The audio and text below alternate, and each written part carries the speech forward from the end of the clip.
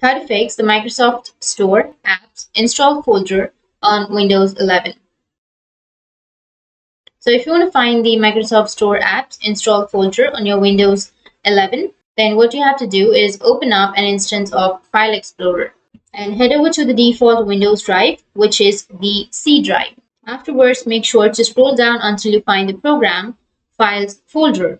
So if you don't find the files folder, you can simply go with the upper right, which has that three dots, and then you just need to simply go with show and then go with hidden items. Once you go with the hidden items, now what you need to do is you just need to simply open up your program files and then scroll all the way down, and here you will have Windows apps. So double click on it and go with continue. And this is a default store for the Microsoft Store applications. But if you get the message like access denied, make sure to right click on it and then select the properties. Now in here, head over to the security tab and go with the advanced option.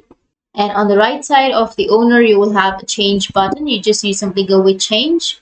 Make sure that you have your username as an administrator. Okay. So what you have to do is make sure that your username as an administrator or as the username is selected. Then click on OK to save the changes.